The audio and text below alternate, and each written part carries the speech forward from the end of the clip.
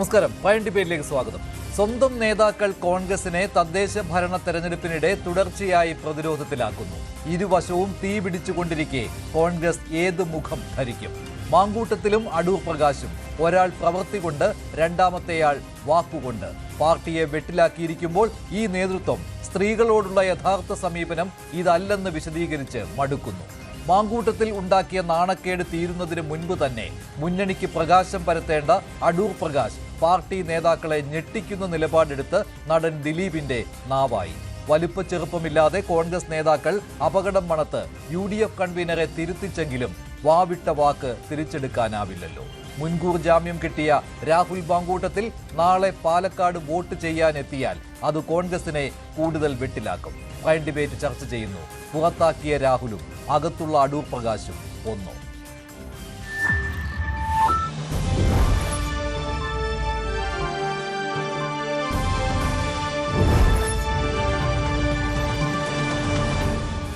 രാഹുൽ മാങ്കൂട്ടത്തിൽ MLAക്ക് രണ്ടാമത്തെ കേസിലും മുൻകൂർ ജാമ്യം കിട്ടി. നാളെ മിക്കവാറും പാലക്കാട് തദ്ദേശ ഭരണ തെരഞ്ഞെടുപ്പിൽ വോട്ട് ചെയ്യാൻ എത്താനും സാധ്യതയുണ്ട്.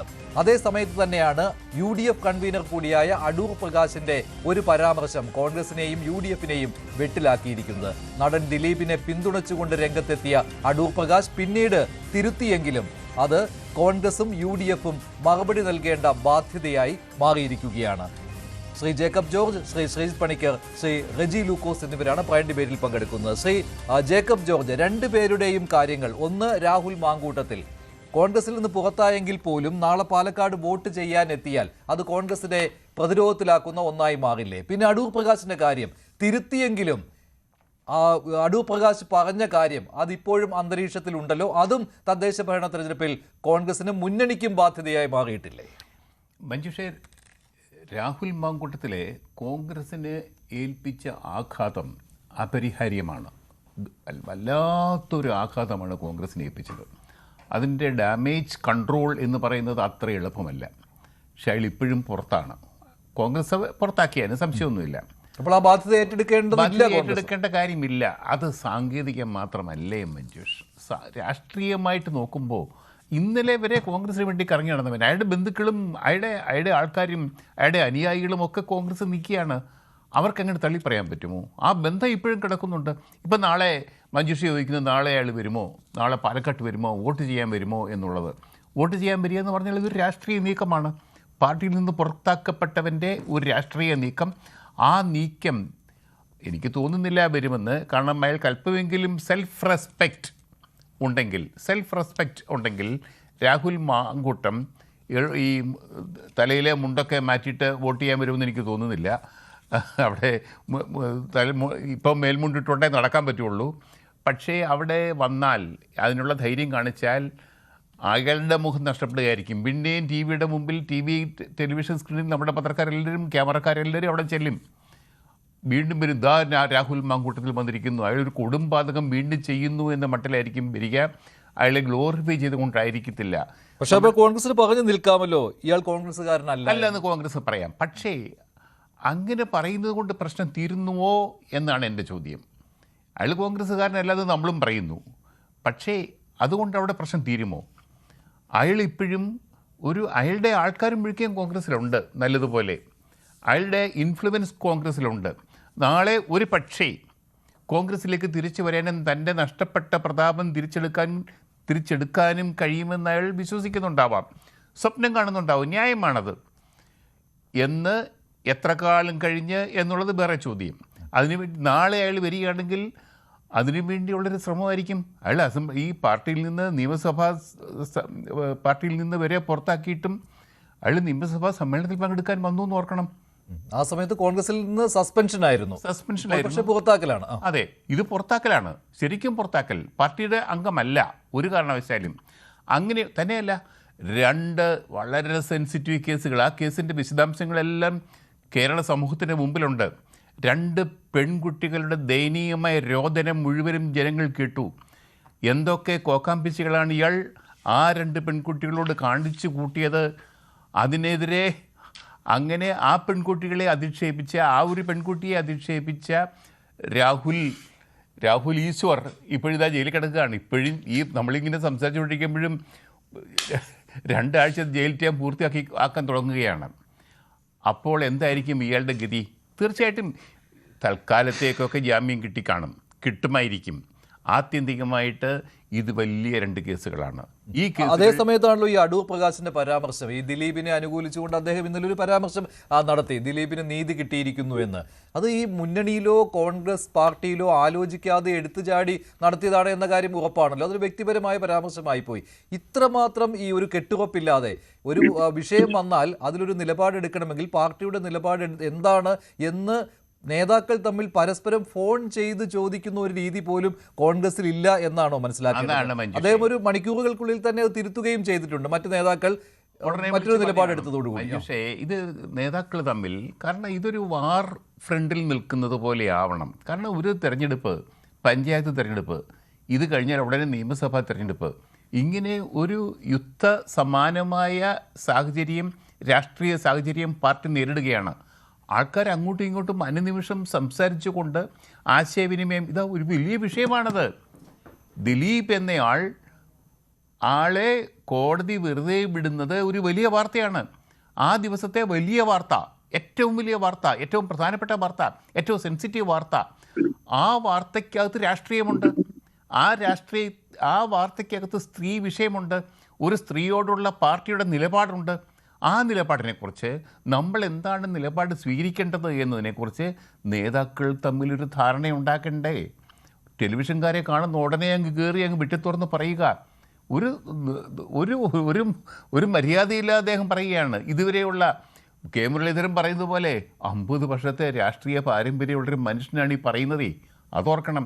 തീർച്ചയായിട്ടും അതുണ്ടാക്കുന്ന ഡാമേജ് വേറെ, അത് അദ്ദേഹത്തിനുണ്ടാക്കിയ ഡാമേജ് വേറെ, അത് കോൺഗ്രസ് പാർട്ടിക്കും ഐക്യജനാധിപത്യ മുന്നണിക്കും ഉണ്ടാക്കിയ വലിയ പ്രയാസം, അത് വലിയ ബുദ്ധിമുട്ട്. അതൊന്നും പെട്ടെന്ന് പരിഹരിക്കാൻ പറ്റുന്നതല്ല. എന്താണ് നിങ്ങളുടെ നിലപാട്?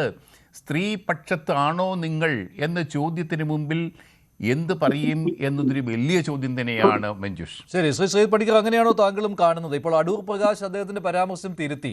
അദ്ദേഹം ദിലീപിനെ ആദ്യം അനുകൂലിച്ചു, പക്ഷെ അവിടെ അതിജീവിതയെ അദ്ദേഹം തള്ളിപ്പറഞ്ഞിട്ടൊന്നുമില്ല. പക്ഷെ പിന്നീട് ഞാൻ അതിജീവിതയ്ക്കൊപ്പം എന്ന് പറയേണ്ടി വന്നു അദ്ദേഹത്തിന്. അപ്പോൾ ഒരു തിരുത്തൽ അവിടെ വേണ്ടി വന്നിട്ടുണ്ട്. നേതാക്കൾ അതിനിടെ പ്രതികരിക്കുകയും ചെയ്തിരുന്നു. ഇപ്പോൾ ഒരു 2 വശത്ത് നിന്നും ഇപ്പോൾ മാങ്കൂട്ടത്തിലിൻ്റെ വിഷയം അവസാനിച്ചിട്ടില്ല. മുൻകൂർ ജാമ്യം കിട്ടി എങ്കിൽ പോലും കോൺഗ്രസിന് ഒരു തരത്തിലും മാങ്കൂട്ടത്തിൽ അവിടെ പാലക്കാട് വോട്ട് ചെയ്യാൻ എത്തുന്നത് പോലും പ്രതിരോധത്തിലാക്കും എന്നുള്ള കാര്യത്തിൽ സംശയമില്ല.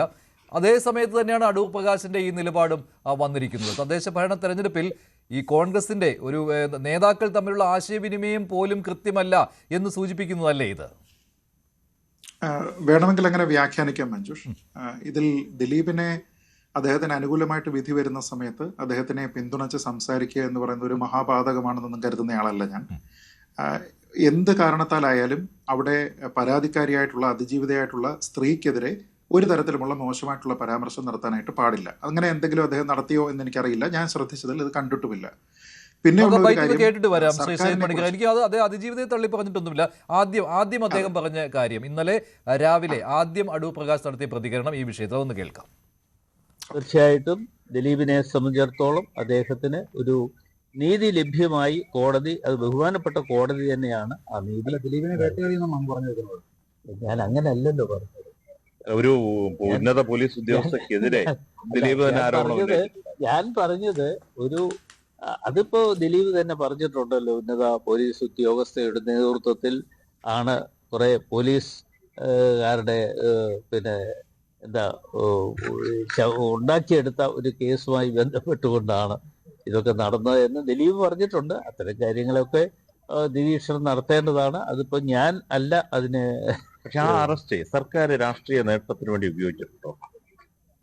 അത് ഇപ്പോ ഈ പിന്നെ തെരഞ്ഞെടുപ്പ് വന്നപ്പോ അല്ലെങ്കിൽ ഇന്നലെ അതിന്റെ വിധി വന്നപ്പോൾ പല തരത്തിലുമുള്ള അഭിപ്രായങ്ങൾ കേട്ടപ്പോൾ എനിക്കും അങ്ങനെയൊക്കെ തോന്നി. സർക്കാർ അപ്പീൽ പോകുന്ന സർക്കാർ അല്ലെങ്കിലും അപ്പീൽ പോവുമല്ലോ. സർക്കാരിന് വേറെ ഒരു ജോലിയില്ലല്ലോ. ഏത് കിട്ടിയാലും ഏതൊക്കെ തരത്തിലും ആരെ ഉപദ്രവിക്കാൻ കഴിയും എന്ന് നോക്കിക്കാണുന്ന ഒരു സർക്കാരാണ് ഇവിടെ ഉള്ളത്. അപ്പൊ ആ സർക്കാരിനെ സംബന്ധിച്ചിടത്തോളം എന്ത് കേസുകളും കെട്ടിച്ചമച്ചുണ്ടാക്കാൻ തയ്യാറായി നിൽക്കുന്ന ഗവൺമെന്റാണ് ഇവിടെ ഉള്ളത്. ഇതായിരുന്നു അടൂർ പ്രകാശിന്റെ ആദ്യ പ്രതികരണം. ഇതേക്കുറിച്ച് രമേശ് ചെന്നിത്തലയുടെ ഒരു പ്രതികരണവും വന്നിരുന്നു ഇന്നലെ. രമേശ് ചെന്നിത്തലയുടെ പ്രതികരണം കൂടി കേൾക്കാം. അടൂർ പ്രകാശിനെ തിരുത്തിക്കൊണ്ടാണത്. അത് അദ്ദേഹത്തിന്റെ അഭിപ്രായമായിരിക്കും. നമ്മൾ ആദ്യം മുതൽ സ്വീകരിച്ചത് അതിജീവിതയ്ക്ക് നീതി കിട്ടണം എന്നുള്ളത് തന്നെയാണ്. ഇപ്പം 5-6 പേരെ പ്രതികളായി അവരെ ശിക്ഷിക്കാൻ പോവല്ലേ, പ്രതികളാക്കി അവരെ ശിക്ഷിക്കാൻ പോവല്ലേ. പിന്നെ അതിൻ്റെ മുഴുവൻ ജഡ്ജ്മെന്റ് വായിക്കാതെ നമുക്ക് നിഗമനത്തിലെത്താൻ കഴിയില്ല. നിങ്ങൾക്കും എത്താൻ കഴിയില്ല, എനിക്കും എത്താൻ കഴിയില്ല. ഏതായാലും ഇത്തരം സംഭവങ്ങൾ കേരളത്തിൽ സ്ത്രീകൾക്കെതിരെ നടക്കുന്ന അതിക്രമങ്ങൾ ഉണ്ടാകാൻ പാടില്ല. അങ്ങനെ ഉണ്ടാകുന്നതിന് തടയാൻ കഴിയുന്ന ഒരു നടപടിയായി ഇത് മാറും എന്നാണ് എൻ്റെ വിശ്വാസം. കൂടുതൽ നേതാക്കൾ പ്രതികരിച്ചിരുന്നു. അതിനുശേഷം അടൂർ പ്രകാശ് തന്റെ നിലപാട് തിരുത്തുകയും ചെയ്തു. കൂടുതൽ വ്യക്തത അദ്ദേഹം നൽകുകയും ചെയ്തു. ആ ഒരു പ്രതികരണം കൂടി കേൾക്കാം. തന്നെയാണ് കോൺഗ്രസ് UDFും എന്ന് തന്നെ അത് വ്യക്തമാക്കി KPCC പ്രസിഡന്റ് പറഞ്ഞിട്ടുണ്ട്. അതുപോലെ മുതിർന്ന നേതാക്കന്മാരൊക്കെ തന്നെ പറഞ്ഞിട്ടുണ്ട്. എന്നോട് ചോദിച്ച അവസരത്തിലും ഞാൻ ഇത് തന്നെ പറഞ്ഞു. ഇപ്പോൾ അപ്പീല് പോകുന്ന കാര്യത്തെക്കുറിച്ച് ഗവൺമെന്റ് തീരുമാനിക്കണം. അപ്പീല് പോകുന്നത് ഇതിനെക്കുറിച്ച് ഞാൻ എൻ്റെ ഒരു അഭിപ്രായം പറഞ്ഞ് എന്താണെന്ന് ചോദിച്ചാൽ, ഇതൊക്കെ വെറുതെ ഒരു കള്ളക്കളി നടക്കുകയാണ്. അപ്പീല് പോയി ആ അപ്പീലിനകത്ത് നീതി കിട്ടുന്നുണ്ടോ എന്നതിനെക്കുറിച്ച് ഈ പറയുന്ന നമ്മുടെ അതിജീവിതകൾക്ക് നീതി കിട്ടുന്നുണ്ടോ? ഇപ്പോൾ അവർക്ക് കുറേ ആളുകളെ അവർ ശിക്ഷിക്കപ്പെട്ടു. ഇപ്പോൾ ദിലീപിനെ ഒഴിവാക്കി. അതേക്കുറിച്ച് ഉള്ള അഭിപ്രായമാണ് ഞാൻ പറഞ്ഞത്. അപ്പോൾ അപ്പീൽ പോയിട്ട് എന്താണെന്നുള്ള ആ തീരുമാനം അപ്പോൾ വരട്ടെ, അന്നേരം മറുപടി പറയാം. ഇതായിരുന്നു പിന്നീടുള്ള അദ്ദേഹത്തിന്റെ നിലപാട്. ശ്രീജിത്ത് പണിക്കർ, ഇതിൽ വൈരുദ്ധ്യം തോന്നുന്നുണ്ടോ? ഇപ്പോൾ രാഹുൽ മാങ്കൂട്ടത്തിലും അടൂർ പ്രകാശിനും ഒക്കെ ഒരേ സമീപനം എന്ന രീതിയിലാണ് കോൺഗ്രസിനെ പ്രതിരോധത്തിലാക്കിക്കൊണ്ട് CPM-ഉം LDF നേതാക്കളും ഒക്കെ പറയുന്നത്. അങ്ങനെ ആരോപിക്കാൻ ഉള്ള എന്തെങ്കിലും കാര്യം അദ്ദേഹം പറഞ്ഞെന്ന് എനിക്ക് തോന്നുന്നില്ല. അതിൽ അദ്ദേഹം പറഞ്ഞതിൽ ശരിയല്ലാത്ത ഒരു കാര്യം, പൊളിറ്റിക്കലി കറക്റ്റ് അല്ലാത്ത ഒരു കാര്യം, അത് സർക്കാരിന് വേറെ ജോലിയൊന്നും ഇല്ലാത്തത് കൊണ്ട് അപ്പീൽ കൊടുക്കും എന്ന് പറഞ്ഞിരിക്കുന്നതാണ്. അത് ശരിയല്ല.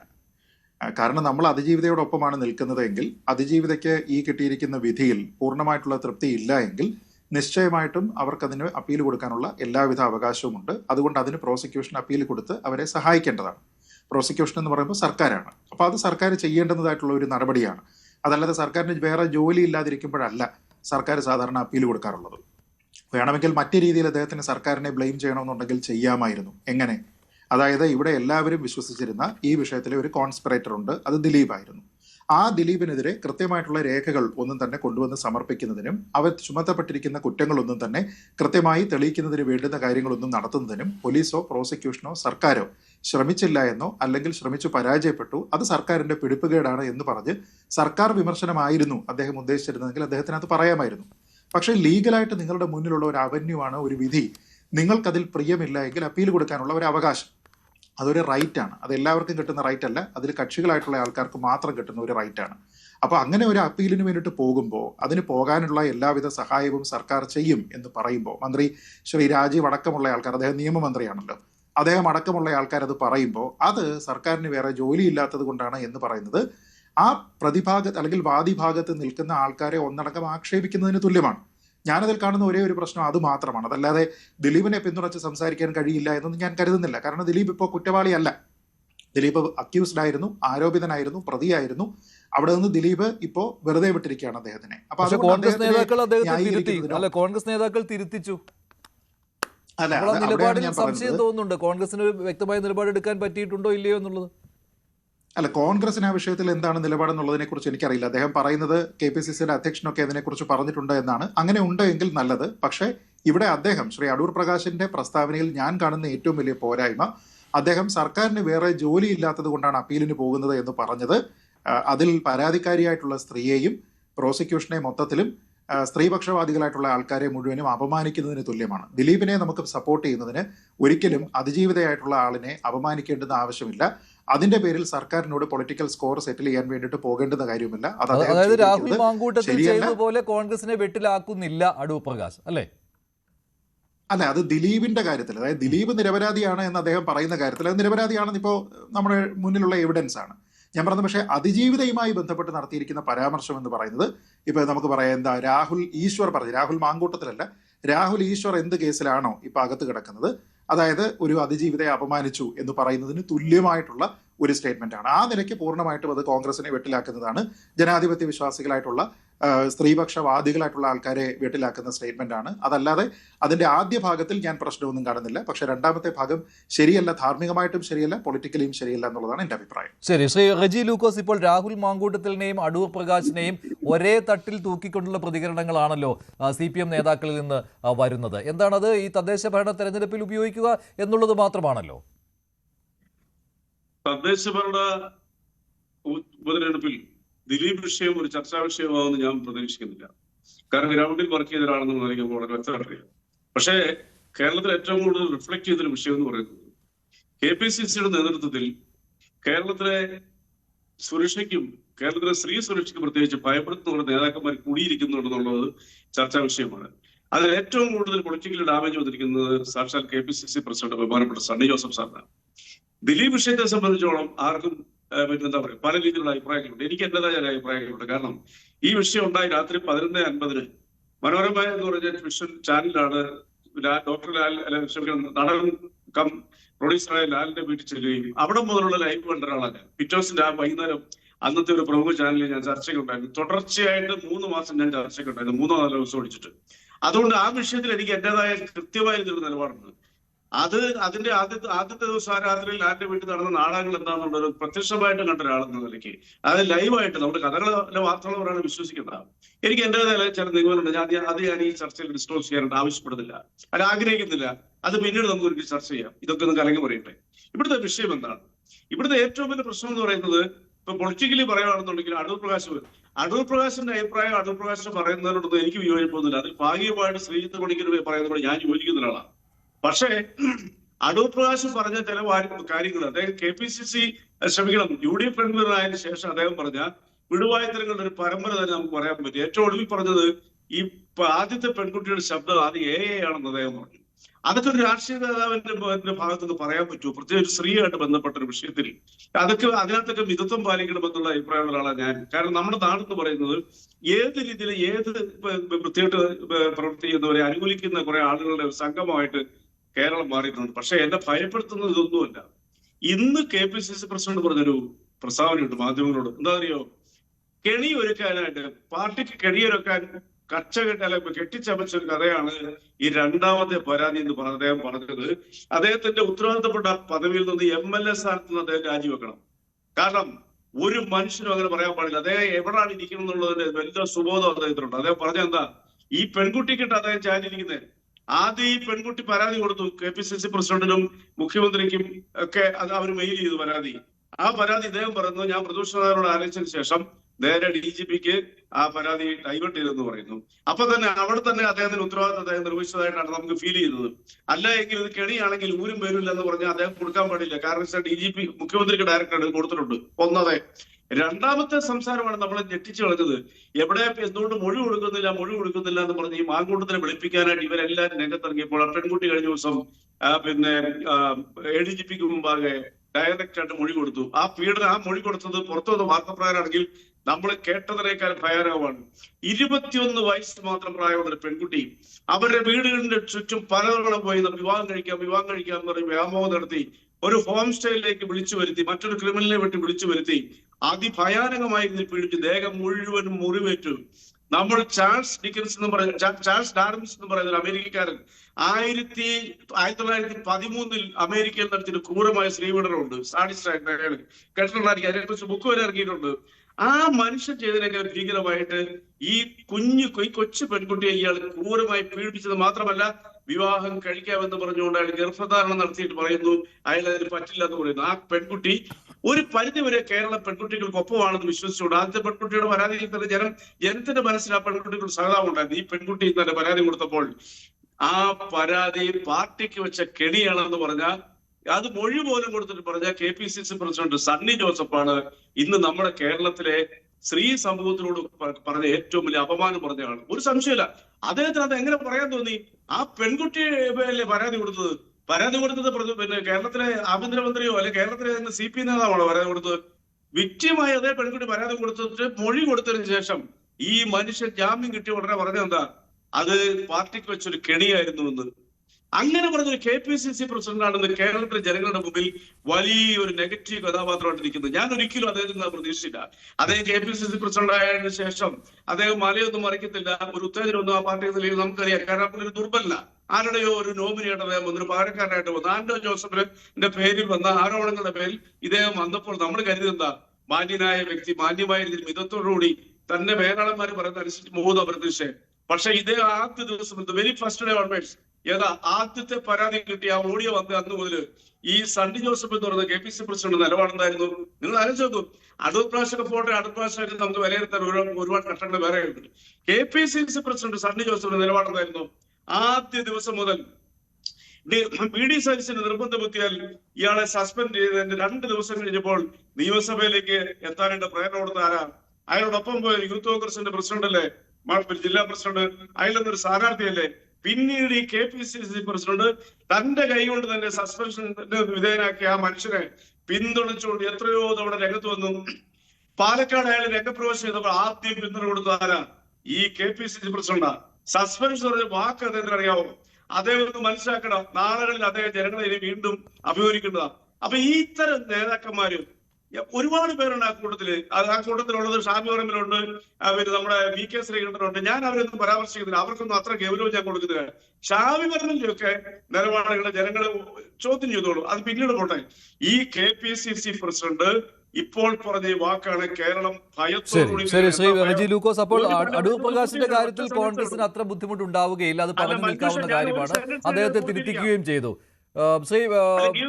ശ്രീ പണിക്കർ, പക്ഷെ ഇവിടെ സണ്ണി ജോസഫിനെ കൂടി ഈ ചിത്രത്തിലേക്ക് 3 പേരല്ലേ ഉള്ളൂ. ഈ KPCC പ്രസിഡന്റ് കേരളത്തിലെ പെൺകുട്ടികൾക്ക് സ്ത്രീകൾക്ക് നൽകുന്ന മെസ്സേജ് എന്താ? ഏതെങ്കിലും ഒരു സ്ത്രീ ഏതെങ്കിലും ഒരു കാമഭ്രാന്തന്റെ കയ്യിൽ അകപ്പെട്ട് പീഡനത്തിനോ ക്രൂരതയ്ക്കോ ഇരയായാൽ, ഏതെങ്കിലും ഒരു രാഷ്ട്രീയ നേതാവാണെങ്കിലും പ്രമുഖനാണെങ്കിലും ഒരക്ഷരം പോലും മിണ്ടിയാൽ അത് ഈ രീതിയിലുള്ള നിങ്ങൾ ഞങ്ങളെ കെണിയിൽ വീഴ്ത്താൻ വേണ്ടിയിട്ടുള്ള ശ്രമമാണ്. ഇവിടെ എന്താണെന്ന് വെച്ചാൽ കോൺഗ്രസ് നേതാക്കൾ ഈ ചർച്ചയിൽ വരില്ല, കോൺഗ്രസ് നേതാക്കളോട് ഈ ചർച്ചയ്ക്ക് പോകേണ്ട എന്ന് പറഞ്ഞിട്ടുണ്ട്. നിരീക്ഷകർക്കും ഒക്കെ ആ ഒരു പ്രശ്നമുണ്ട്. കാരണം ഇത്തരമൊരു വിഷയം ചർച്ച ചെയ്യുമ്പോൾ കോൺഗ്രസിന് വെട്ടിലാക്കുന്ന ചില കാര്യങ്ങൾ സംഭവിച്ചിരിക്കെ ഇത്തരത്തിലുള്ള ചർച്ചകളിൽ ഒരു കോൺഗ്രസിനെ സംരക്ഷിച്ചുകൊണ്ട് പറയുവാനായിട്ട് ബുദ്ധിമുട്ടുണ്ട്. അതുകൊണ്ട് പലരും വിട്ടു നിൽക്കുകയാണ് ഈ ചർച്ചയിൽ. ശ്രീ ശൈത് പണിക്കർ, ഇവിടെ പക്ഷേ നമ്മുടെ ഇതുവരെയുള്ള ചർച്ചകളിൽ നിന്ന് നോക്കുമ്പോൾ ഇപ്പോൾ ഇതുവരെ വന്നതിൽ അടൂർ പ്രകാശ് അത്രമാത്രം ഒരു പ്രശ്നം ഉണ്ടാക്കുന്നില്ല കോൺഗ്രസ് പാർട്ടിക്ക്, അത് പറഞ്ഞു നിൽക്കാവുന്നതേ ഉള്ളൂ. പക്ഷേ രാഹുലിൻ്റെ കാര്യം അങ്ങനെയല്ല. മാങ്കൂട്ടത്തിൽ പുറത്തായിട്ടും പാർട്ടിയിൽ നിന്ന് പുറത്തായിട്ടും ഇപ്പോഴും വേട്ടയാടിക്കൊണ്ടിരിക്കുകയാണ്. ഇവിടുത്തെ ഒരു പ്രധാനപ്പെട്ട പ്രശ്നം ഈ നമ്മൾ പറയുമല്ലോ, ഈ തീരുമാനങ്ങൾ എടുക്കുമ്പോൾ അത് എടുക്കേണ്ട സമയത്ത് എടുത്തു കഴിഞ്ഞാൽ അതുകൊണ്ട് പിന്നീടുണ്ടാകുന്ന ഭവിഷ്യത്തുകൾക്ക് കുറവുണ്ടാകും, ആശ്വാസമുണ്ടാകും എന്നാണ് പറയുക. A stitch in time saves 9 എന്ന് നമ്മൾ പറയാറുണ്ട്. അപ്പോൾ അത് തന്നെയാണ് ഇവിടെ കോൺഗ്രസിന് ചെയ്യാനുണ്ടായിരുന്ന ഒരു അവസരം ഉണ്ടായിരുന്നതും കോൺഗ്രസ് അതിങ്ങനെ വൈകി ഇവിടെ വെച്ചിരുന്നതും. ശ്രീ K മുരളീധരൻ നേരത്തെ പറഞ്ഞിരുന്ന ഒരു ബ്രഹ്മാസ്ത്ര പ്രയോഗമുണ്ട്. ആ ബ്രഹ്മാസ്ത്രം കോൺഗ്രസ് സമയത്ത് പ്രയോഗിച്ചിരുന്നെങ്കിൽ കോൺഗ്രസിന് ഈ ബുദ്ധിമുട്ടൊന്നും ഉണ്ടാകുമായിരുന്നില്ല. കോൺഗ്രസ് എന്താ ചെയ്തത്? രാഹുൽ മാങ്കൂട്ടത്തിന് ജാമ്യം കിട്ടുമോ ഇല്ലയോ എന്നത് നോക്കി. അപ്പോൾ ജാമ്യം കിട്ടില്ല എന്ന തീരുമാനം ഉണ്ടാകും എന്നതിൻ്റെ അടിസ്ഥാനത്തിൽ അന്ന് തന്നെ ആ ബ്രഹ്മാസ്ത്രം പ്രയോഗിക്കും എന്ന് കരുതിയെങ്കിൽ ആ കോടതി എന്താ ചെയ്തത്? കോടതി കോൺഗ്രസിനെ വെട്ടിലാക്കി ഇത് പിറ്റേ ദിവസത്തേക്ക് വിധിക്ക് വെച്ചു. അപ്പോൾ അതുകൊണ്ട് കോൺഗ്രസിന് ആ രാത്രിയിൽ തീരുമാനമെടുക്കാൻ കഴിഞ്ഞില്ല. പിറ്റേ ദിവസം ഈ വിധി വരുന്ന സമയത്താണ് രാഹുൽ മാങ്കൂട്ടത്തിനെ കോൺഗ്രസിന്റെ പ്രാഥമിക അംഗത്വത്തിൽ നിന്ന് പുറത്താക്കുന്ന നടപടി അവർ സ്വീകരിക്കുന്നത്. ഇപ്പോൾ അങ്ങനെ നോക്കിക്കഴിഞ്ഞാൽ രണ്ടാമത്തെ കേസിൽ അദ്ദേഹത്തിനെ ഇപ്പോൾ അറസ്റ്റ് ചെയ്യാനായിട്ട് സാധ്യമല്ല എന്നുള്ളൊരു കാര്യം കൂടി വന്നിരിക്കുന്നു. അപ്പോൾ ഞാൻ പറഞ്ഞത് ഇവിടെ കോൺഗ്രസിന് ഇന്റേണലി ഉണ്ടാകാവുന്ന ഒരു കോൺഫ്ലിക്റ്റ് ഉണ്ട്. രാഹുൽ മാങ്കൂട്ടത്തിനെ നേരത്തെ തന്നെ സസ്പെൻഡ് ചെയ്യപ്പെട്ടപ്പോഴും അദ്ദേഹത്തിന് വേണ്ടി വാദിക്കുന്നതിന് കോൺഗ്രസിൽ ആൾക്കാരുണ്ട് എന്നും അത് പ്രബലരായിട്ടുള്ള ആൾക്കാരാണ് എന്നതിനെക്കുറിച്ച് എല്ലാവർക്കും അറിയാം. അപ്പോൾ അതുകൊണ്ട് തന്നെ കോൺഗ്രസിൽ ഇപ്പോഴും അദ്ദേഹത്തിനെ പുറത്താക്കുന്ന സമയത്തും ഇന്നുണ്ടായിരിക്കുന്ന കോടതി നടപടികളുടെ അടിസ്ഥാനത്തിൽ അദ്ദേഹത്തിന് വേണ്ടി വാദിക്കുന്ന ആൾക്കാരുണ്ടായിരിക്കും. അപ്പോൾ അവർ ചിലപ്പോൾ ആഭ്യന്തരമായിട്ട് കോൺഗ്രസിന്റെ നേതൃത്വത്തിനെതിരെ പല ചോദ്യങ്ങളും ഉയർത്തും. ഇതെല്ലാം ഒഴിവാക്കുന്നതിന് കോൺഗ്രസ് ആദ്യമേ തന്നെ സമയത്ത് ആ ഒരു തീരുമാനം എടുത്തിരുന്നെങ്കിൽ ഈ ഡാമേജ് ഉണ്ടാകുമായിരുന്നില്ല. അങ്ങനെ ആയിരുന്നെങ്കിൽ പിന്നീട് രണ്ടാമത്തെ കേസ് വരുന്ന സമയത്തും കോൺഗ്രസിന് അവരുടെ മുഖം രക്ഷിക്കാനായിട്ട് കഴിയുമായിരുന്നു. ഇത് നമ്മൾ ആലോചിച്ച് നോക്കുക.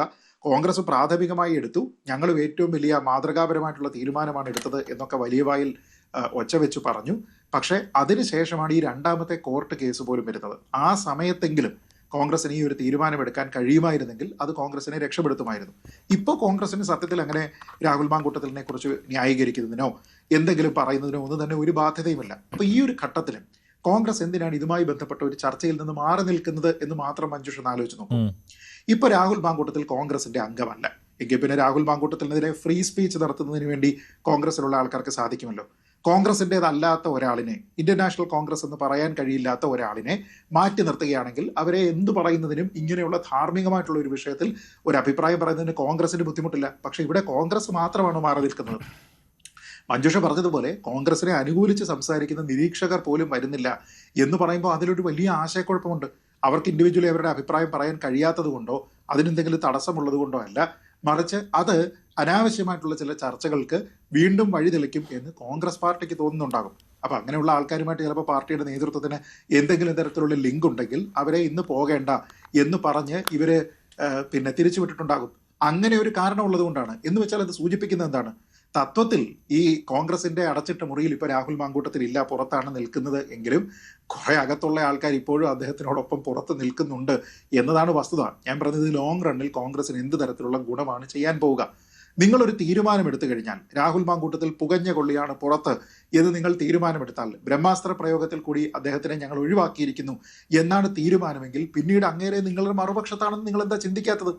അപ്പൊ ഇപ്പോഴും നിങ്ങളുടെ കൂടെ നിൽക്കുന്നുവെന്നും അദ്ദേഹത്തിനെ സപ്പോർട്ട് ചെയ്തിട്ടോ എതിർത്തോ എന്തെങ്കിലും തരത്തിലുള്ള അഭിപ്രായം പറഞ്ഞാൽ ഇപ്പോൾ പാർട്ടിയിലുള്ള ആൾക്കാരും നേതൃത്വവും തമ്മിൽ പിന്നെയും എന്തെങ്കിലും തരത്തിലുള്ള ഭിന്നതയുണ്ടാകും എന്നും ഇവർ ചിന്തിക്കുന്നതുകൊണ്ടാണ് ഞാൻ ചോദിക്കുന്നത്, ഈ ചിന്തയൊക്കെ എന്തിനാ?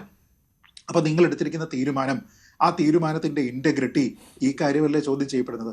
അവിടെയാണ് ശ്രീ അടൂർ പ്രകാശ് പറഞ്ഞിരിക്കുന്ന പൂർണ്ണമായിട്ടും ധാർമ്മികമായിട്ടും പൊളിറ്റിക്കലിയും ഇൻകറക്റ്റ് ആയിട്ടുള്ള ഒരു സ്റ്റേറ്റ്മെന്റിന്റെ പ്രസക്തി. എന്ന് വെച്ചാൽ ഇത് കാണിക്കുന്നത് എന്താ? കോൺഗ്രസിനുള്ളിൽ 8.5 വർഷമായിട്ട് നടന്നുകൊണ്ടിരിക്കുന്ന ഒരു വ്യവഹാര നടപടിയെക്കുറിച്ച് അതിന്റെ വിധി വരുന്ന സമയത്ത് എങ്ങനെയാണ് പ്രതികരിക്കേണ്ടത് എന്നതിനെക്കുറിച്ച് കോൺഗ്രസിൽ ധാരണയില്ലെന്നല്ലേ? ഇനി അടൂർ പ്രകാശിന് അദ്ദേഹം പറഞ്ഞിരിക്കുന്ന കാര്യത്തിൽ പൂർണ്ണമായ കൺവിക്ഷനോട് കൂടിയിട്ടാണ് അദ്ദേഹം പറയുന്നത് എങ്കിൽ ഏതാനും മണിക്കൂറുകൾ കഴിയുന്ന സമയത്ത് അദ്ദേഹം അതിലൊരു വിശദീകരണത്തിനോ ഒരു തിരുത്തലിനോ ഒക്കെ പോകേണ്ടി വരുന്ന സാഹചര്യമുണ്ടോ? അദ്ദേഹം പറഞ്ഞിരിക്കുന്നതിനെ തിരുത്തുന്നതിന് വേണ്ടിയിട്ട് ശ്രീ രമേശ് ചെന്നിത്തലയോ ശ്രീ കെ മുരളീധരനോ മറ്റു മുതിർന്ന നേതാക്കളോ ഒക്കെ ശ്രമിക്കേണ്ടുന്ന കാര്യമുണ്ടോ? അതിനർത്ഥം കോൺഗ്രസ് അഭിപ്രായത്തിന്റെ വിഷയത്തിൽ ഒരു വിഷയത്തിൽ അഭിപ്രായം രൂപീകരിക്കുന്ന കാര്യത്തിലൊക്കെ തന്നെ ഒരു ഡിവൈഡഡ് ഹൗസ് ആണ് എന്നാണ്. അപ്പൊ അത് രാഹുൽ മാങ്കൂട്ടത്തിലിന്റെ കാര്യമാണെങ്കിലും ദിലീപ് കേസാണെങ്കിലും എല്ലാ വിഷയമാണെങ്കിലും ഇങ്ങനെയാണ്. ശരിയാണ്, ഡിവൈഡഡ് ഹൗസ് എന്നുള്ള കാര്യമാണ്. ശ്രീ ജേക്കബ് ജോർജ്, അതാണല്ലോ കോൺഗ്രസിൽ സംഭവിച്ചുകൊണ്ടിരിക്കുന്നത്. ഇപ്പോൾ ഈ രാഹുൽ മാങ്കൂട്ടത്തിലിന്റെ രാഹുൽ മാങ്കൂട്ടത്തിനെതിരായ രണ്ടാമത്തെ കേസിന്റെ മുൻകൂർ ജാമ്യത്തിന്റെ വിവരങ്ങൾ പുറത്തു വന്നിട്ടുണ്ട്. അതിൽ ബലാത്സംഗം നടന്നതിന് തെളിവില്ല എന്ന്, പ്രഥമദൃഷ്ട്യാ തെളിവില്ല എന്ന് പറയുന്നുണ്ട്. മൊഴിയിൽ വൈരുദ്ധ്യമുണ്ട് മൊഴി കൊടുത്തയാളുടെ എന്നൊക്കെ വരുന്നുണ്ട്. ഇത് ഉപയോഗപ്പെടുത്തുവാനുള്ള ശ്രമമാണോ ഇപ്പോൾ കോൺഗ്രസ് നടത്തുന്നത്? ഇപ്പോൾ റെജി പറഞ്ഞതുപോലെ സണ്ണി ജോസഫിന്റെ ഇന്നത്തെ പ്രതികരണം ഞെട്ടിക്കുന്നതായിരുന്നു. അതായത് പാർട്ടിക്കെതിരെയുള്ള ഒരു ആയുധമായിട്ട് ഉപയോഗിച്ചു എന്ന രീതിയിലാണ് അദ്ദേഹത്തിന്റെ പ്രതികരണം വന്നത്. നമ്മൾ മൊഴി പത്രങ്ങളിൽ വന്നതനുസരിച്ച് നമ്മൾ വായിച്ചത് ഒക്കെ തീർച്ചയായിട്ടും വളരെ ഡാമേജിങ് ആണ്. ആ പെൺകുട്ടിയെ വളരെ നിഷ്ഠൂരമായി ക്രൂരമായി ഉപദ്രവിച്ചു എന്നതാണ് ആ മൊഴിയിൽ നിന്ന് നമുക്കൊക്കെ വ്യക്തമാകുന്നത്. എന്താണെങ്കിലും കോടതിയുടെ അഭിപ്രായം വരട്ടെ, അത് പക്ഷേ ആത്യന്തികമായിരിക്കും എന്നെനിക്ക് തോന്നുന്നില്ല. പക്ഷേ നമ്മുടെ ബഹുമാനപ്പെട്ട KPCC അധ്യക്ഷൻ സണ്ണി ജോസഫും ഐക്യജനാധിപത്യ മുന്നണി കൺവീനർ അടൂർ പ്രകാശും അവർ രണ്ടുപേരും ഓർക്കേണ്ട ഒരു കാര്യമുണ്ട്. അഭിപ്രായം വളരെ വിലപ്പെട്ടതാണ്. അവർ ഉത്തരവാദപ്പെട്ട സ്ഥാനത്തിരിക്കുന്നവരാണ്. ആ സ്ഥാനത്തിരുന്നു കൊണ്ട് ഒരു വാക്ക് ഉരിയാടുമ്പോൾ അതിൻ്റെ മാനങ്ങൾ പലുതാണ്. കേരള സമൂഹത്തിൻ്റെ മുന്നിലാണ് അവർ പറയുന്നത്. കാരണം അവരെ കേൾക്കുന്ന അവരുടെ പാർട്ടിക്കാർ മാത്രമല്ല, അവരുടെ പാർട്ടിക്കാരും ഇത് ആവർത്തിക്കേണ്ടതാണ്. അതാണ് പ്രധാനപ്പെട്ട കാര്യം. അവർ പറയുന്നതാണ് താഴേക്ക്. ഇപ്പോൾ തിരഞ്ഞെടുപ്പാണ്, ജനങ്ങളുടെ അടുത്തേക്ക് ആൾക്കാർ, പ്രവർത്തകർ പോയിക്കൊണ്ടിരിക്കുകയാണ്. ചെറുതും വലുതുമായ നേതാക്കൾ, ഇടത്തരം നേതാക്കന്മാരും വലിയ നേതാക്കന്മാരൊക്കെ പോയിക്കൊണ്ടിരിക്കുകയാണ്. അവർ വീടുകളിൽ കയറി ചെന്ന് പറയുമ്പോൾ പറയേണ്ട കാര്യങ്ങൾ ഈ നേതാക്കന്മാർ പറയുന്നതായിരിക്കണം. അവിടെ തെറ്റിയാൽ, അവിടെ പെശക് വന്നാൽ വലിയ അപകടമാണ്. കാരണം ഒരു പാർട്ടിയുടെ വാക്ക്, ഒരു പാർട്ടിയുടെ ശബ്ദം എന്ന് പറയുന്നത് ഒരു ഐക്യത്തിൻ്റെ ശബ്ദമായിരിക്കണം, ഏകീകൃത ശബ്ദമായിരിക്കണം. അതിനകത്ത് യാതൊരു പാളിച്ചയും വരാൻ പാടില്ല. ബഹുമാനപ്പെട്ട സണ്ണി ജോസഫ് ആ പെൺകുട്ടിയെക്കുറിച്ച് പറഞ്ഞത് പേരും ഊരും ഇല്ലാത്ത ഒരു കത്താണ് എനിക്ക് കിട്ടിയത്. പേരും ഊരും വെക്കാൻ പറ്റുമോ? ബഹുമാനപ്പെട്ട സണ്ണി ജോസഫ് ഒന്ന് ആലോചിച്ച് നോക്കിക്കേ. നമ്മുടെ ഒരു അനിയത്തി, നമ്മുടെ ഒരു കുട്ടി, നമ്മുടെ സമൂഹത്തിലെ ഒരു പെൺകുട്ടിയാണ്. നമ്മുടെ കേരളത്തിലെ മലയാളിയായ ഒരു പെൺകുട്ടിക്കാണ് ഈ ദുര്യോഗം ഉണ്ടായിരിക്കുന്നത്. ഒരു കോൺഗ്രസ് നേതാവിൽ നിന്ന്, ഒരു MLA കയ്യിൽ നിന്ന് ആ കുട്ടി ഒരു പരാതി എഴുതി തരികയാണ്. ആ പരാതിയെക്കുറിച്ച് സംശയമുണ്ടോ അങ്ങേക്ക്? ഇപ്പോൾ മുൻകൂർ ജാമ്യത്തിന് കൂടുതൽ വിവരങ്ങൾ വന്നിട്ടുണ്ട്. ഡാൻ കുര്യൻ ചേരുകയാണ്. ഡാൻ, പ്രോസിക്യൂഷൻ പറഞ്ഞ കാര്യങ്ങൾ വിശ്വാസയോഗ്യമല്ല എന്നാണോ കോടതി മുൻകൂർ ജാമ്യം നൽകിക്കൊണ്ട് പറഞ്ഞിട്ടുള്ളത്? എന്താണ് കൂടുതൽ വിവരങ്ങൾ?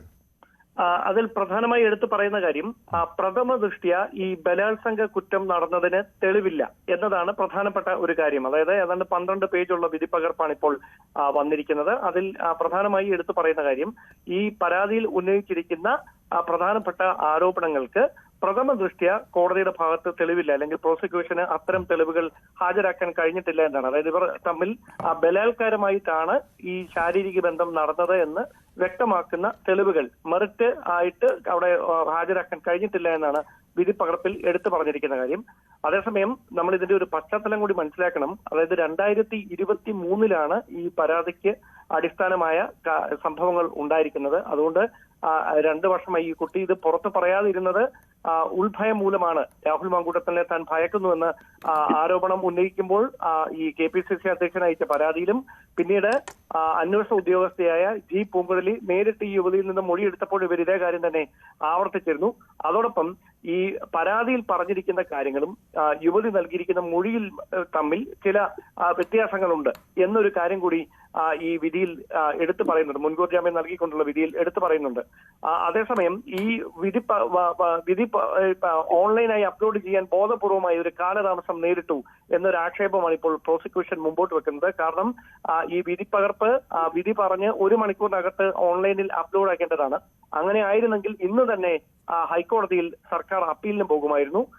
അങ്ങനെ ഒരു സാഹചര്യം ബോധപൂർവമാണോ അതോ മറ്റെന്തെങ്കിലും കാരണങ്ങൾ കൊണ്ടാണോ എന്നറിയില്ല. പക്ഷെ അതിനുള്ള ഒരു സാഹചര്യം ഇന്ന് ഇല്ലാതായിരിക്കുന്നു. അതിൽ വലിയൊരു അമർഷം പ്രോസിക്യൂഷൻ ഉണ്ട്. അതുകൊണ്ട് തന്നെ എത്രയും പെട്ടെന്ന് നാളെ രാവിലെ തന്നെ ഹൈക്കോടതിയിൽ ഇതുമായി ബന്ധപ്പെട്ട തുടർ നീക്കങ്ങളിലേക്ക് കടക്കാനാണ് സർക്കാരിന്റെ തീരുമാനം. അങ്ങനെയെങ്കിൽ നാളത്തെ ദിവസം രാഹുൽ മാങ്കൂട്ടത്തിന് വളരെ നിർണായകമായി മാറും നിലവിലെ സാഹചര്യത്തിൽ. എന്തായാലും പ്രിൻസിപ്പൽ സെഷൻസ് കോടതിയുടെ ഭാഗത്ത് നിന്ന് ആദ്യ കേസിൽ രാഹുൽ മാങ്കൂട്ടത്തിന്റെ മുൻകൂർ ജാമ്യം നിഷേധിച്ച അതേ കോടതി തന്നെ രണ്ടാമത്തെ കേസിൽ പ്രഥമ ദൃഷ്ട്യാ ഇതിന് തെളിവില്ല എന്ന് പറഞ്ഞ് രാഹുൽ മാങ്കൂട്ടത്തിന് മുൻകൂർ ജാമ്യം ഉപാധികളോടെ അനുവദിക്കുന്ന സാഹചര്യമാണ് ഉണ്ടായിരിക്കുന്നത്. അതേസമയം കർശനമായ ഉപാധികളാണ് ഈ ജാമ്യ വ്യവസ്ഥയിൽ പറഞ്ഞിരിക്കുന്നത്. അതിൽ ഏതെങ്കിലും തരത്തിലുള്ള ലംഘനം ഉണ്ടായാൽ ഈ ജാമ്യം റദ്ദാക്കാനുള്ള അധികാരം ഉണ്ട് എന്നുകൂടി അതിൽ എഴുതിയിട്ടുണ്ട്. ഞാൻ ഒരു കാര്യം കൂടി, നാളെ പാലക്കാട് തദ്ദേശ ഭരണ തെരഞ്ഞെടുപ്പ് നടക്കാനിരിക്കുകയാണ്. വോട്ട് ചെയ്യാൻ രാഹുൽ മാങ്കൂട്ടത്തിൽ വരുമോ ഇല്ലയോ എന്നുള്ള ചോദ്യം ഉയർന്നിട്ടുണ്ട്. എന്തെങ്കിലും വിവരങ്ങൾ ഇതേക്കുറിച്ച് കിട്ടുന്നുണ്ടോ? ഇപ്പോൾ 2 ആഴ്ച തികഞ്ഞിരിക്കുകയാണ് രാഹുൽ മാങ്കൂട്ടത്തിലിന്റെ ഒളിവ് ജീവിതത്തിന്. ഒളിവിൽ നിന്ന് പുറത്തു വരുമോ ഇല്ലയോ എന്നുള്ള എന്തെങ്കിലും സൂചനകൾ വരുന്നുണ്ടോ? ഇതുമായി ബന്ധപ്പെട്ട് ആദ്യ കേസ് ഹൈക്കോടതിയിൽ, അതായത് അറസ്റ്റ് തടഞ്ഞുകൊണ്ടുള്ള ഉത്തരവ് വരുന്ന സമയത്ത് രാഹുൽ മാങ്കൂട്ടത്തിന് വേണ്ടി ഹാജരായ അഭിഭാഷകൻ അടക്കം പറഞ്ഞത് ഇൻവെസ്റ്റിഗേഷന് നേതൃത്വം നൽകുന്ന ഓഫീസർ ഇതുവരെ രാഹുൽ മാങ്കൂട്ടത്തിനോട് ഏതെങ്കിലും ഒരു സ്ഥലത്ത് ചോദ്യം ചെയ്യലിനോ അല്ലെങ്കിൽ മറ്റേതെങ്കിലും തുടർ നീക്കങ്ങൾക്കോ വേണ്ടി ഹാജരാകാൻ പറഞ്ഞിട്ടില്ല. അതുകൊണ്ട് തന്നെ സാങ്കേതികമായി രാഹുൽ മാങ്കൂട്ടത്തിൽ ഒളിവിലാണെന്ന് പറയാൻ കഴിയില്ല എന്നൊരു കാര്യമാണ് അഭിഭാഷകർ അടക്കം പറഞ്ഞുകൊണ്ടിരുന്നത്. അതേസമയം തുടർ നീക്കങ്ങളുടെ ഭാഗമായി അത്തരം എന്തെങ്കിലും ഒരു നിർദ്ദേശം രാഹുലിനോട് ഹാജരാകാൻ ആവശ്യപ്പെടുക, അങ്ങനെ എന്തെങ്കിലും കാര്യം ഇന്ന് ഉണ്ടാകുമോ എന്ന് നമുക്ക് ഇതുവരെ പറയാൻ കഴിയില്ല. തിങ്കളാഴ്ച മതിയല്ലോ അല്ലേ? അങ്ങനെ ഉണ്ടല്ലോ അല്ലേ ഉത്തരവിൽ?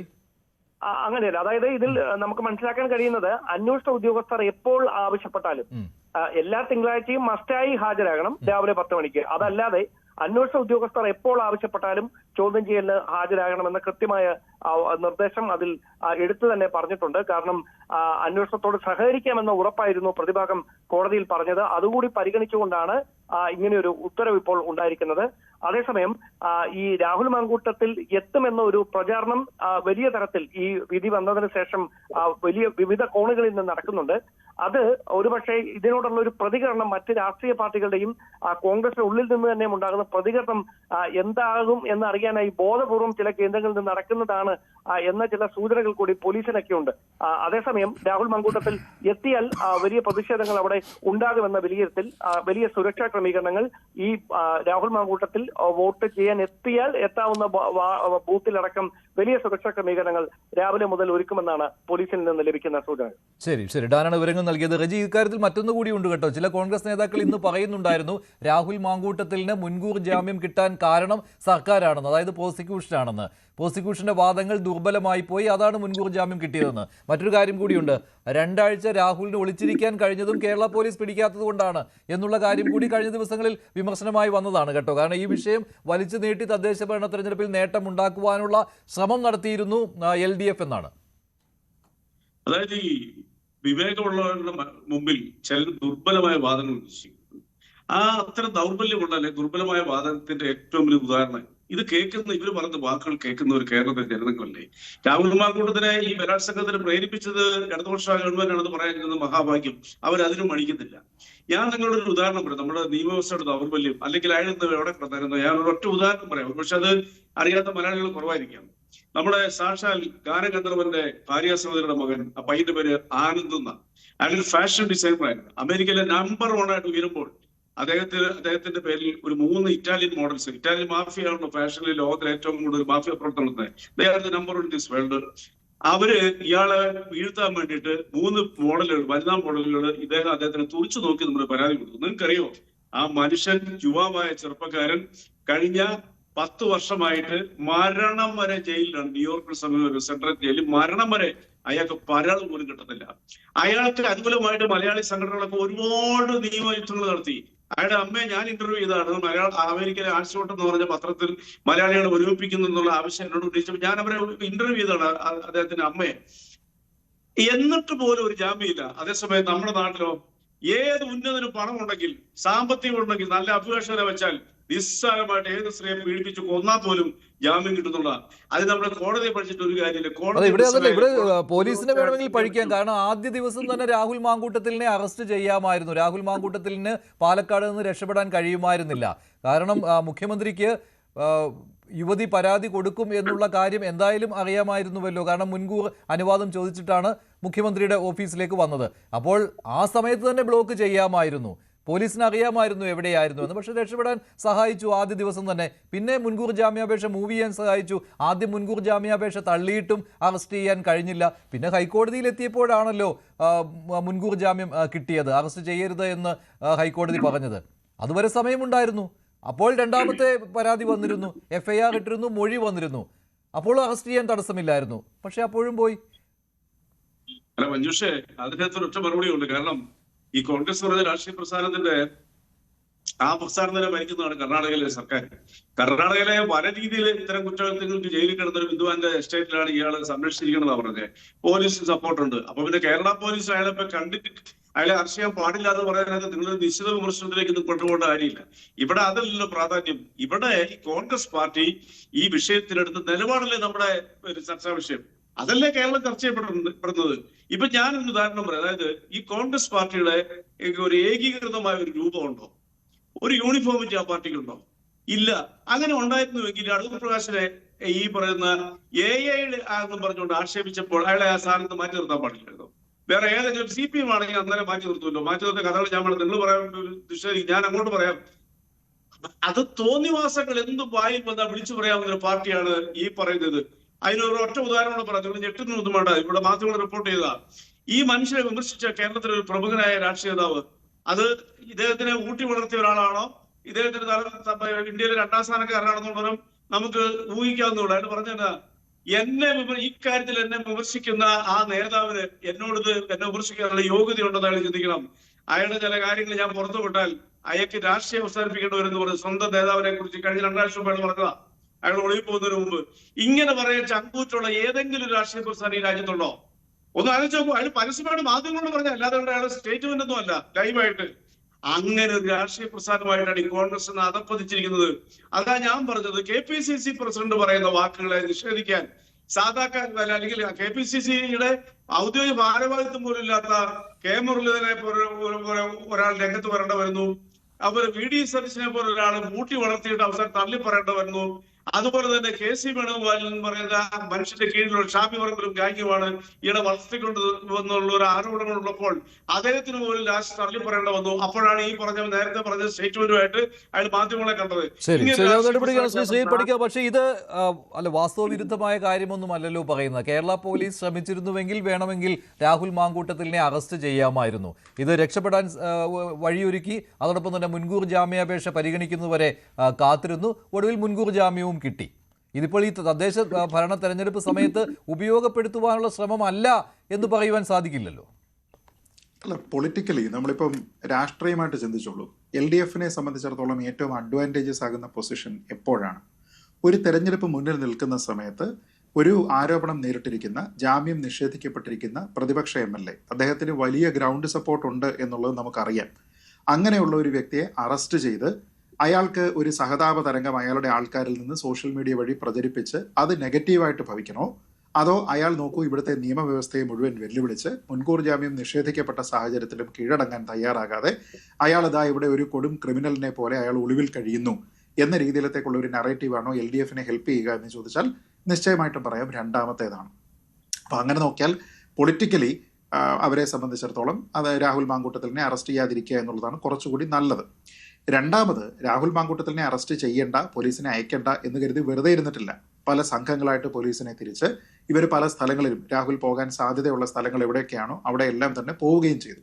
അതിൽ തന്നെ ഏറ്റവും പ്രധാനപ്പെട്ട ഒരു കാര്യമായിട്ട് ഞാൻ കാണുന്നത്, അദ്ദേഹം കർണാടകയിലാണ് എന്ന് പറയപ്പെടുന്നുണ്ടല്ലോ. അദ്ദേഹത്തിൻ്റെ മറ്റുള്ള ആൾക്കാരുമായിട്ടുള്ള കോൺവെർസേഷൻ അല്ലെങ്കിൽ അദ്ദേഹത്തിൻ്റെ വാഹനത്തിൻ്റെ മൂവ്മെൻറ്റ് ഇതൊക്കെ ട്രേസ് ചെയ്തിട്ട് പറയുന്നത് അദ്ദേഹം ബാഗല്ലൂരിൽ, പിന്നെ ബാംഗ്ലൂരിൽ, പിന്നെ കർണാടകയിലെ മറ്റു പല സ്ഥലങ്ങളിൽ ഒക്കെ തന്നെ ഉണ്ടായിരുന്നു എന്നാണ് പറയുന്നത്. എങ്കിൽ കർണാടക ഭരിക്കുന്നത് കോൺഗ്രസ് പാർട്ടിയാണ്.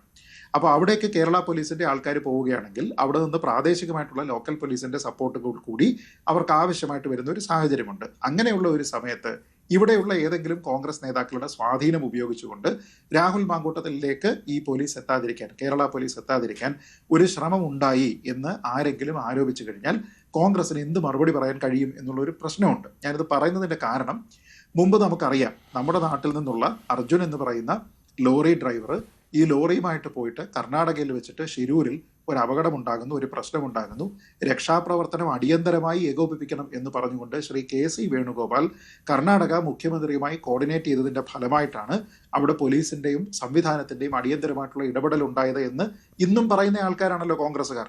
എന്ന് വെച്ചാൽ നമുക്ക് അനുകൂലമായിട്ട് വരുന്ന ഒരു സാഹചര്യത്തിനെ എങ്ങനെ ഉപയോഗിക്കണം, നമ്മുടെ ഒരാളിനെ രക്ഷപ്പെടുത്തുന്നതിന് വേണ്ടിയിട്ട് എങ്ങനെ ഇടപെടണം എന്നീ കാര്യങ്ങളെക്കുറിച്ച് കോൺഗ്രസിന് കൃത്യമായി പ്രവർത്തിക്കാൻ സ്വാധീനമുള്ള സംസ്ഥാനമാണ് കർണാടക എന്നുള്ള കാര്യത്തിൽ തർക്കമില്ല. അങ്ങനെയെങ്കിൽ ഇവിടെ കോൺഗ്രസിന് എന്ത് ചെയ്യാമായിരുന്നു? ഈ ഒരു ഘട്ടത്തിൽ ഞങ്ങൾ കൂടി മുന്നിട്ടാണ് രാഹുൽ മാങ്കൂട്ടത്തിലിനെ പിടികൂടി കേരള പോലീസിനെ ഏൽപ്പിക്കുന്നത് എന്നതിൻ്റെ അടിസ്ഥാനത്തിൽ ഇതേ കോൺഗ്രസ് നേതാക്കന്മാർക്ക് കർണാടകയിലുള്ള ഭരണത്തിലുള്ള ആൾക്കാരെ വിളിച്ച് പറയാമായിരുന്നു, ഇതാ ഞങ്ങളുടെ ഒരു ചെറുക്കൻ അവിടെ ഉണ്ട്, അവൻ മുങ്ങി നടക്കുകയാണ്, അവനെ പിടിക്കാനായിട്ട് കേരള പോലീസ് വരുന്നുണ്ട്, കേരള പോലീസ് പിടിക്കുന്നതിന് മുമ്പ് തന്നെ നമ്മൾ പിടിച്ച് ഇയാളെ കൈമാറിയാൽ ഞങ്ങൾ കോൺഗ്രസിനാണ് മൈലേജ് എന്ന് വേണമെങ്കിൽ പറയാമായിരുന്നല്ലോ. പക്ഷേ രാഹുൽ മാങ്കൂട്ടത്തിൽ എവിടെയാണെന്ന് നമുക്കറിയില്ല. 14 ദിവസമായിട്ട് അങ്ങനെ തന്നെ നിൽക്കുന്നു. അപ്പോൾ ഇതിൽ രണ്ടാൾക്കാരും സത്യത്തിൽ സംശയത്തിന് നിഴലിലാണ്. കൂടുതൽ ഒരുപക്ഷെ സംശയിക്കാവുന്നത് അദ്ദേഹം ഏത് സ്ഥലത്താണോ അവിടെ നിന്ന് അദ്ദേഹത്തിന് കിട്ടുന്ന പ്രൊട്ടക്ഷനുമായി ബന്ധപ്പെട്ട കാര്യമാണ്. അതുകൊണ്ട് കോൺഗ്രസിന് ഇപ്പോൾ അല്ലാതെ പാർട്ടിയുടെ ഉള്ളിൽ നിന്നാണെങ്കിലും സമൂഹ മാധ്യമങ്ങളിലാണെങ്കിലും ഒക്കെ രാഹുൽ മാങ്കൂട്ടത്തിൽ ഇപ്പോഴും കിട്ടുന്ന സപ്പോർട്ട് കൂടി പരിഗണിച്ചു കഴിഞ്ഞാൽ കോൺഗ്രസിന്റെ അതിലെ ഇടപെടൽ അത്ര ലളിതമാണ് എന്ന് ഞാൻ കരുതുന്നില്ല.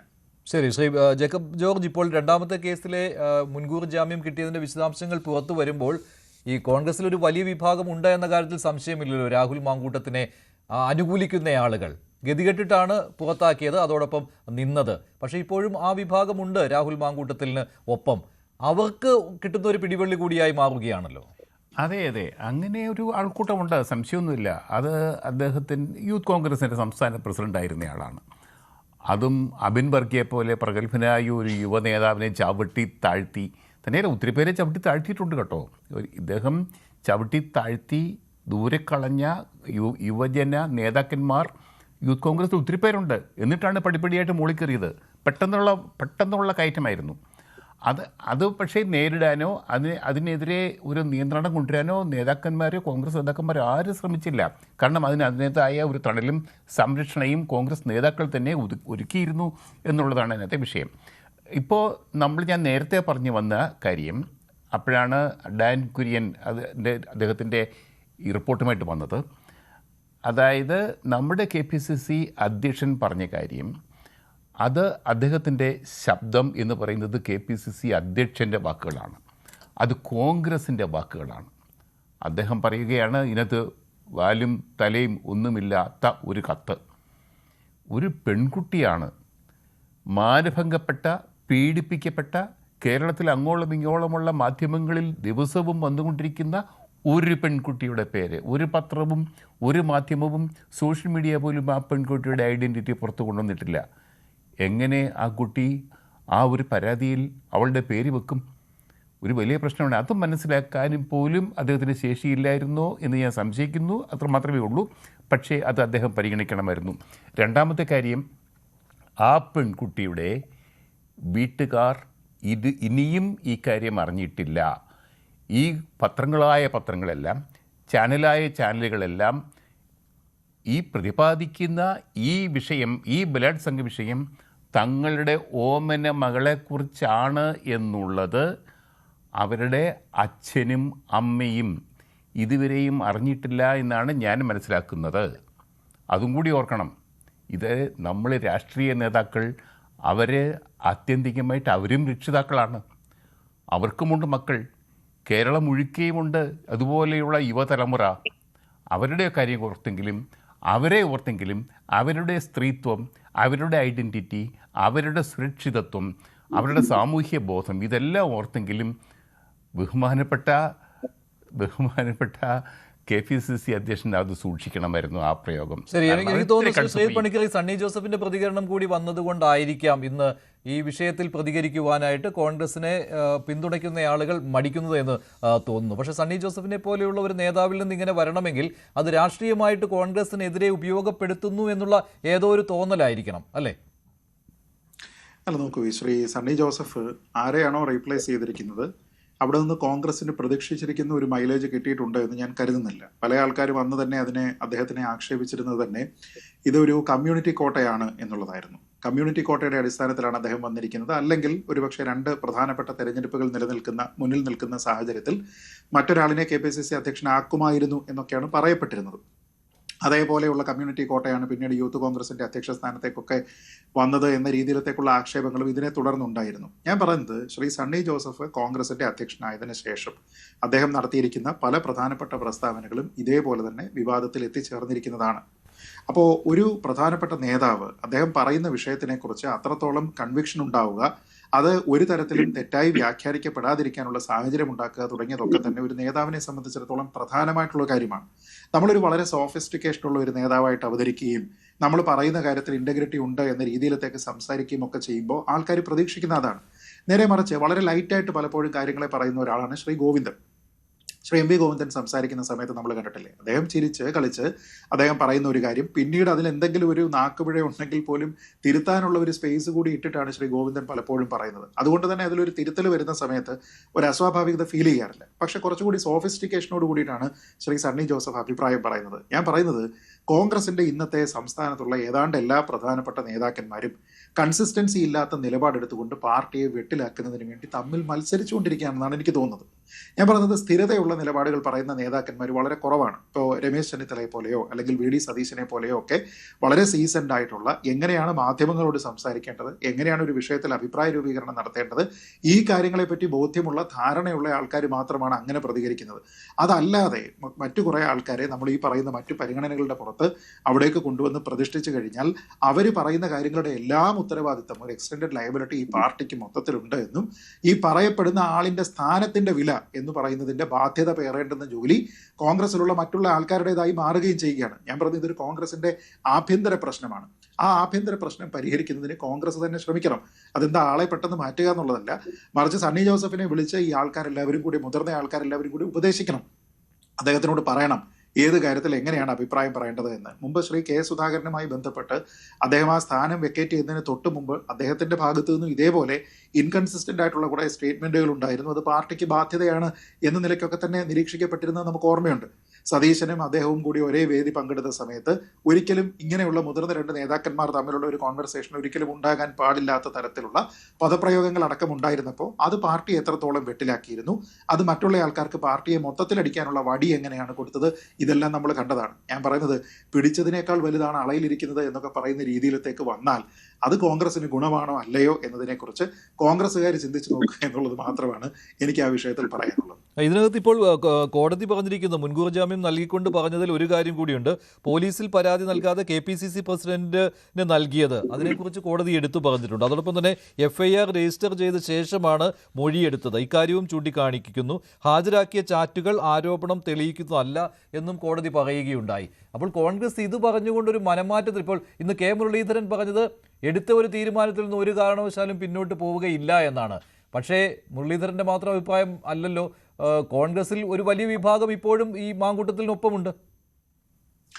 നിശ്ചയമായിട്ടുമുണ്ട്. ആ കാര്യത്തിൽ യാതൊരു വിധത്തിലുള്ള തർക്കവുമില്ല. ഇപ്പോൾ നേരത്തെയാണ് ഇത് പരിഗണിക്കപ്പെട്ടിരുന്നത് എങ്കിൽ, ഈ രീതിയിലത്തേക്കുള്ള ഒരു റിമാർക്ക് അന്നേരമാണ് വന്നിരുന്നത് എങ്കിൽ, രാഹുൽ മാങ്കൂട്ടത്തിലിന് വേണ്ടി വാദിക്കുന്ന ആ ഒരു ലോബി ഉണ്ടല്ലോ, സോഷ്യൽ മീഡിയയിലും പാർട്ടിയുടെ ഉള്ളിലും ഒക്കെയുള്ള ആ ഒരു ലോബി, ആ ലോബി എന്ത് ബാധിക്കുമായിരുന്നു?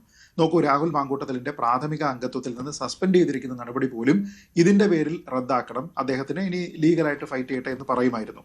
പക്ഷെ ഞാൻ നേരത്തെ സൂചിപ്പിച്ചതുപോലെ അങ്ങനെയുള്ള ഒരു വെട്ടിക്കളി പ്രസ്ഥാനത്തിൽ നിൽക്കുന്ന ആൾക്കാരല്ലാത്ത കുറച്ച് സ്വതന്ത്രമായി ചിന്തിക്കുന്ന, ക്ലാരിറ്റിയോടുകൂടി ചിന്തിക്കുന്ന മറ്റ് നേതാക്കന്മാരാണ് അദ്ദേഹത്തിനെ പുറത്താക്കാനുള്ള തീരുമാനമെടുത്തിരിക്കുന്നത്. അതൊരു കളക്റ്റീവായിട്ടുള്ള ഡിസിഷൻ ആണ് എന്ന് ശ്രീ സണ്ണി ജോസഫ് അടക്കം പറയുമ്പോഴും അത് കളക്റ്റീവായിട്ടുള്ള ഒരു ഡിസിഷൻ അല്ല എന്നും, ചില ആൾക്കാർ എടുത്തിരിക്കുന്ന തീരുമാനമാണ് എന്നും, അത് അവരുടെ കൺവിക്ഷന്റെ അടിസ്ഥാനത്തിലാണ് എന്നും, അത് അംഗീകരിക്കുകയല്ലാതെ പാർട്ടിക്ക് ആ ഘട്ടത്തിൽ മറ്റ് മാർഗങ്ങളൊന്നും ഇല്ലാത്തത് കൊണ്ട് മാത്രമാണ് മറ്റുള്ള ആൾക്കാരും അതിന് തലം കുലുക്കി അതിന് അനുവാദം നൽകിയത് എന്നതിനെക്കുറിച്ച് നമുക്ക് വ്യക്തമായിട്ട് അറിയാം. അപ്പോൾ അതിനെക്കുറിച്ച്, അല്ലെങ്കിൽ രാഹുൽ മാങ്കൂട്ടത്തിലിന്റെ മൊത്തത്തിലുള്ള ബിഹേവിയറിനെ കുറിച്ചൊക്കെ തന്നെ കോൺഗ്രസ്സുകാർ തന്നെ പറയുന്നു. ഇത് CPMന്റെ ആരോപണമായിരുന്നോ? അല്ലല്ലോ. രാഹുൽ മാങ്കൂട്ടത്തിനെതിരെ ഉള്ളത് BJP അദ്ദേഹത്തിനെതിരെ കൊണ്ടുവന്നിരുന്ന ആരോപണമാണോ? അല്ല. മറിച്ച് പാർട്ടിയുടെ പ്രധാനപ്പെട്ട നേതാക്കന്മാർക്ക്, പ്രതിപക്ഷ നേതാവ് പദവിയിലുള്ളയാളിന് നേരിട്ട് കിട്ടിയിരിക്കുന്ന ആദ്യത്തെ ഒരു പരാതിയുടെ പേരിൽ അത് ഇന്നേ വരെ പോലീസിന്റെ ഒരു കേസായിട്ട് പോയിട്ടില്ല എന്ന് ആലോചിക്കണം. അങ്ങനെ ഒരു കാര്യം കിട്ടുന്ന സമയത്ത് മറ്റുള്ള സമാനമായ കേസുകളിൽ, വിൻസെന്റിന്റെയോ എൽദോസിന്റെയോ കേസുകളിൽ സ്വീകരിക്കാത്തതുപോലെ ഒരു നടപടി എടുക്കുകയും അത് മാതൃകാപരമാണ് എന്ന് കോൺഗ്രസ് പറയുകയും ചെയ്താൽ, ശ്രീ സതീശന് രാഹുൽ മാങ്കൂട്ടത്തിലിന്റെ മൊത്തത്തിലുള്ള ബിഹേവിയറിനെ കുറിച്ച് ഒരു അഭിപ്രായമുണ്ട് എന്നും ആ കൺവിക്ഷനിൽ അദ്ദേഹം ഇപ്പോഴും ഉറച്ചു നിൽക്കുന്നു എന്നും വേണം കരുതാൻ. അതുകൊണ്ടാണ് അദ്ദേഹം പറഞ്ഞത്, കടലിരമ്പി വരുന്നത് പോലെ പ്രതിഷേധം ആർത്തു വന്നാലും എന്റെ തീരുമാനത്തിൽ മാറ്റമില്ല എന്നാണ് അദ്ദേഹം പറഞ്ഞത്. അതിനർത്ഥം എന്താ? അതിനർത്ഥം അന്ന് ആദ്യം പറഞ്ഞിരുന്ന ആ ഒരു പരാതിക്കാരിയുടെ പരാതിയിൽ പൂർണ്ണമായി നിന്നുകൊണ്ട് ഞാൻ അതിലാണ് എൻ്റെ അഭിപ്രായം രൂപീകരിച്ചിരിക്കുന്നത് എന്നാണോ? അല്ല. മറിച്ച് മറ്റു പല വിഷയങ്ങളെക്കുറിച്ച് അദ്ദേഹത്തിന് പരാതികൾ ആഭ്യന്തരമായിട്ട് ഒരുപക്ഷെ കിട്ടിയിട്ടുണ്ടാകാം. അതുകൊണ്ട് തന്നെ ഇറിപ്പയറബിൾ ആയിട്ടുള്ള ഒരു ഘട്ടത്തിലാണ് എന്നത് കരുതി, പാർട്ടിക്ക് ഇദ്ദേഹത്തിന് ചുമന്നാൽ കൂടുതൽ ബാധ്യതയുണ്ട് എന്ന് കരുതിയിട്ടാകും അന്ന് കടുത്ത തീരുമാനങ്ങളിലേക്ക് പാർട്ടി പോയത്. പക്ഷെ ആ ഘട്ടത്തിൽ പാർട്ടിയിൽ നിന്ന് പുറത്താക്കാൻ ഒരുപക്ഷെ അദ്ദേഹം താല്പര്യപ്പെട്ടിരുന്നെങ്കിൽ പോലും അവിടെ ഉണ്ടായിരുന്ന രാഹുൽ അനുകൂല ലോബിയുടെ സമ്മർദ്ദം കൊണ്ടാണ് ഈ ആദ്യത്തെ മുൻകൂർ ജാമ്യം നിരസിക്കപ്പെട്ട ഘട്ടത്തിൽ മാത്രം ആ കടുത്ത നിലപാടിലേക്ക് പാർട്ടി പോയത്. അതല്ലാതെ സമയാസമയത്ത്, ഈ തുണി കീറിയ സമയത്ത് അത് തയ്ക്കാനായിട്ട് ശ്രീ സതീശനെ പാർട്ടി അംഗീകരിച്ചിരുന്നുവെങ്കിൽ ഈ ഷർട്ട് മൊത്തത്തിൽ കീറി നഗ്നമായിട്ട് ഈ പാർട്ടി പൊതുമധ്യത്തിൽ നിൽക്കാതിരിക്കുന്ന സാഹചര്യം ഉണ്ടാക്കാമായിരുന്നു. ചർച്ചയിൽ പങ്കെടുത്ത എല്ലാവർക്കും ഇന്നത്തെ ചോദ്യം ഇതായിരുന്നു: രാഹുൽ മാങ്കൂട്ടത്തിൽ പാലക്കാട് വോട്ട് ചെയ്യാൻ എത്തുമെന്ന് 80% പ്രേക്ഷകർ വിശ്വസിക്കുന്നു, ഇല്ല എന്ന് 16%. അവസാനിക്കുന്നു. നന്ദി.